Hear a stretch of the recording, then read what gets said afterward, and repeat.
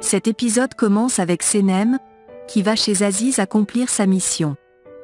Ayaan l'appelle au téléphone pour lui demander où elle est.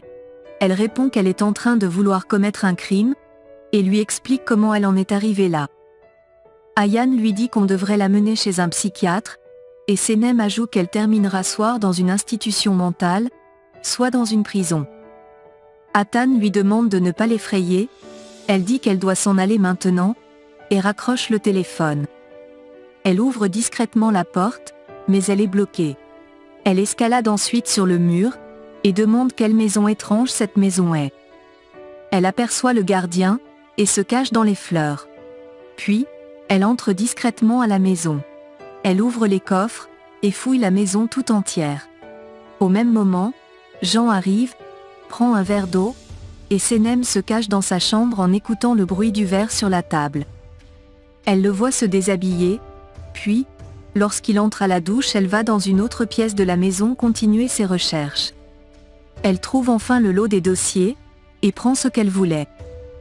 Jean sort de la douche, allume la radio, elle se cache en bas de la table, mais fait un bruit en se relevant.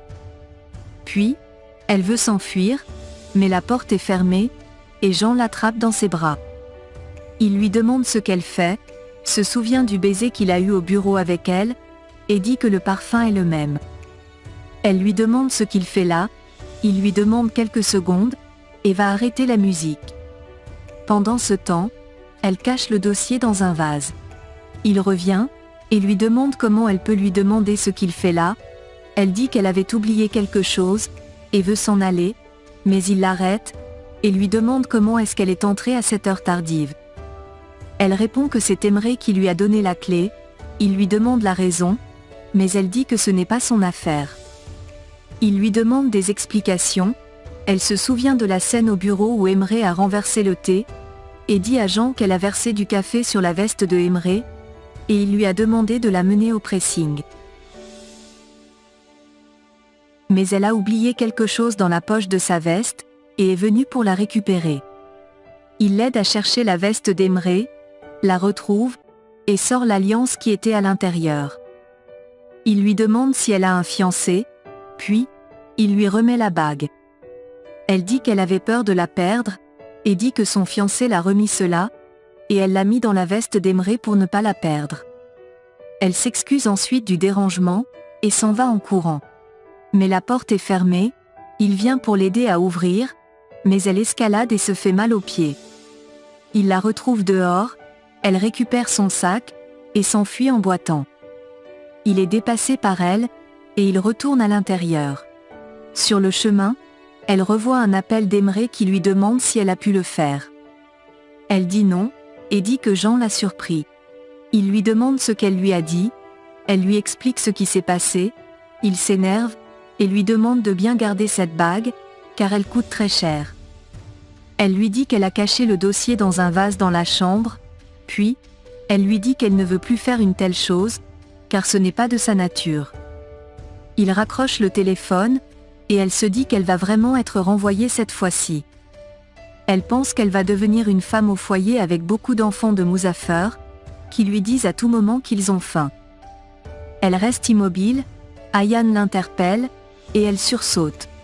Ayaan voit du sang sur son genou, lui demande ce qu'elle a eu, mais elle lui répond de ne pas lui poser de questions. Elle lui montre ensuite la bague, Sebercet arrive avec sa mère, celle-ci demande à Senem ce qu'elle fait dehors à cette heure de la nuit. Sebercet dit à sa mère qu'elle travaille, et ajoute qu'elle ne travaillera plus après leur mariage. Senem lui réplique qu'il n'y aura pas de mariage, car elle ne veut pas l'épouser. Muzaffer demande à sa mère de ne pas s'inquiéter, car Senem blague toujours ainsi, puis, Senem lui réplique avec un air plus sérieux qu'elle ne veut pas l'épouser. La mère de Muzaffer se fâche, et s'en va. Muzaffer blâme également Senem, et s'en va.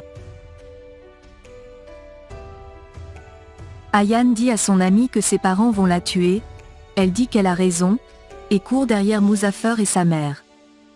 Son père voit le sang sur son genou, et s'inquiète. Puis, la famille de Senem, et celle de Muzaffer se disputent, car ils pensent que ce sont eux qui ont fait cela à leur fille.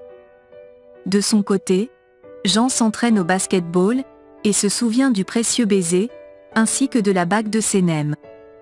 Emre arrive, son frère lui passe la balle, et lui dit que Senem était là. Emre lui demande s'il a eu peur, et son frère lui demande pourquoi il ne l'a pas prévenu qu'il avait remis la clé à Senem. Emre lui dit qu'il a confiance en elle au bureau, mais pourquoi pas à la maison, puis, il lui demande de ne pas s'inquiéter, car elle avait juste oublié quelque chose dans sa poche. Il lui demande ensuite ce que c'était, il répond que c'était une bague de fiançailles en diamant très chère, et dit que c'était admirable. Emre répond qu'elle est belle, et doit avoir rencontré un homme riche, puis, il demande à son frère si le fait qu'elle soit déjà en couple le met en colère. Jean le regarde sans rien dire, et lui jette la balle de basket-ball. Emre va ensuite récupérer le dossier dans le vase. De son côté, Senem s'occupe de son père qui se sent mal. Il lui demande pourquoi elle a accepté la visite de la famille de Muzaffer si elle n'envisageait pas l'épouser, mais elle leur demande combien de fois elle leur a dit qu'elle ne voulait pas l'épouser. Pendant ce temps, Mevkeb est très en colère, et ses filles sont inquiètes. Son mari est également inquiet, il amène ses filles dans leur chambre. De l'autre côté, Emre espionne Jean qui cause au téléphone par rapport aux affaires de la compagnie. Au même moment, Leila demande à sa sœur ce qu'elle a eu. Elle répond qu'elle est juste tombée, mais sa sœur lui dit qu'elle sait qu'elle cache quelque chose. Ensuite, Leila dit qu'elle a travaillé dur pour l'entreprise, mais Jean est sorti d'un autre bout du monde pour prendre des commandes de la compagnie. Senem lui demande si Jean est une mauvaise personne. Leila répond qu'il n'aurait pas fait une telle chose à son frère s'il était une bonne personne, et Senem dit que c'est vrai. Elle dit ensuite à Leila de ne pas s'inquiéter, car elle sera bientôt rappelée à l'entreprise. Leila va causer au téléphone, Senem prend son bloc-notes, et parle de son amour inconnu. Au même moment, Emre va voir Eline pour lui parler du contrat dont il a entendu Jean parler au téléphone. Elle dit que ça doit être un contrat important, et ajoute qu'elle va tout faire pour récupérer ce contrat. Elle va ensuite appeler Seda au téléphone, et prend rendez-vous avec lui.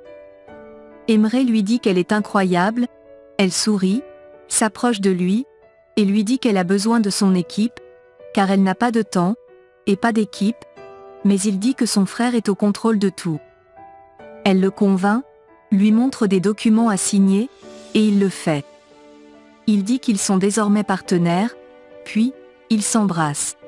Le lendemain, Jean arrive à la compagnie à moto, parle à une employée du contrat en cours, et lui demande de n'en parler à personne, car c'est super important.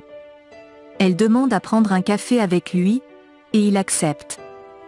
Pendant ce temps, Leila est impatiente qu'on l'appelle au bureau, mais sa mère l'ignore complètement. Sur le chemin, Senem rencontre Emre, s'excuse, et lui demande si elle est renvoyée.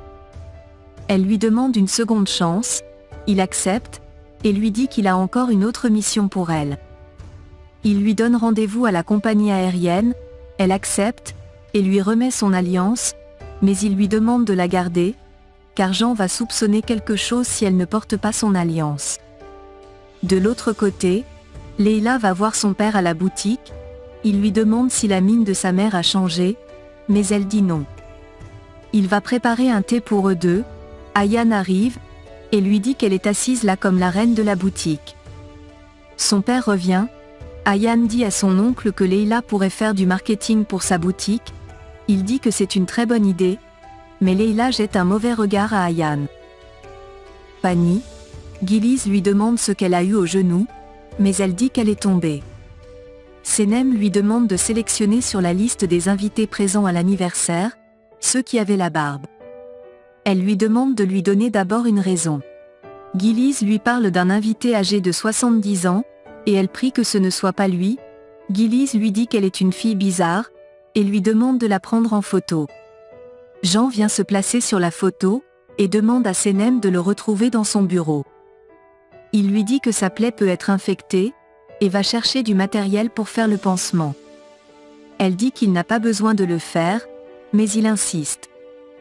Il le fait délicatement, elle le regarde attentivement, et lui demande s'il sait s'y prendre. Il répond qu'il le fait souvent, et continue son boulot. Elle lui dit qu'elle ne faisait jamais de pansement sur ses blessures quand elle était petite. Il finit, elle le remercie, et il dit qu'ils vont le refaire le soir.